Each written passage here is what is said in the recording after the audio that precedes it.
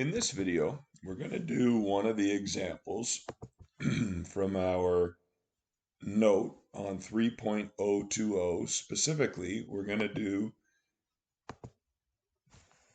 the example that says that two positive numbers add to 24. The sum of the cube of one and the square of the other is a minimum, and we're going to determine what the numbers are. So the first thing we're going to do is let the two numbers in question be x and y. So since the two numbers add to 24, we know x plus y equals 24. In these sorts of questions, we don't like to have two different variables, so we're going to switch one in terms of the other. If x plus y is 24, we'll isolate y and we'll say that y is therefore 24 minus x. Now, we're going to now do a domain analysis as well. We know that x must be greater than 0. Which means, and also that y must be greater than 0 because the question says the two numbers are both positive. Since y must be greater than 0, then that means 24 minus x must be greater than 0. So if 24 minus x must be greater than 0, then we can say negative x is greater than negative 24. So in other words, x is less than 24. So we now have a domain for x. We know that x is greater than 0 and x is less than 24. So our domain will be 0 less than x less than 24. Okay? Now, we're adding the sum of the cube of one, so that'll be x cubed, and the square of the other, so that'll be y squared. So we're trying to minimize x cubed plus y squared. But again, like we said a while ago, we don't like to have two different variables. So we'll say that we're trying to minimize x cubed plus 24 minus x quantity cubed all over the interval between 0 and 24. So we say f of x is equal to x cubed plus 24 minus x quantity squared.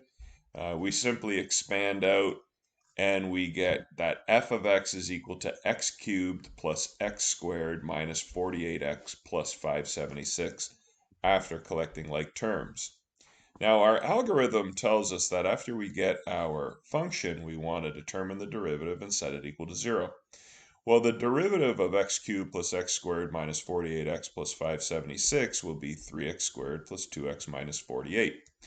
So what we do is we determine that derivative, we set it equal to 0. We can't factor nicely, so we end up using the quadratic formula, and we get values for x that are roughly 3.68 or negative 4.35.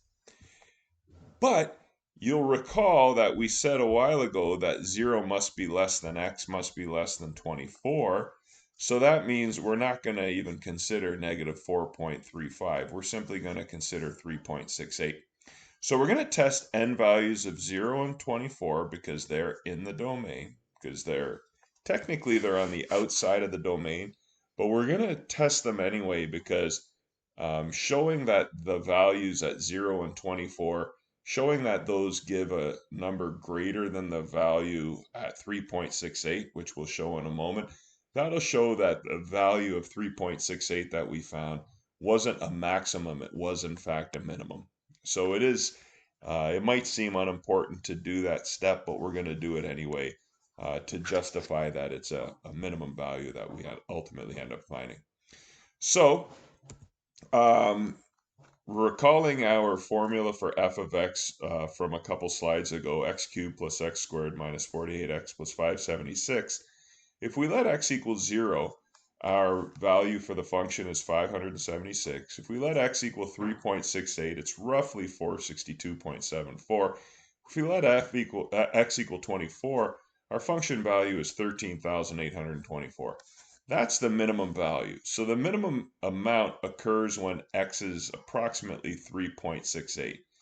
Now the question doesn't say what is the minimum value, it says what are the numbers that give the minimum value. So we see that x is roughly 3.68.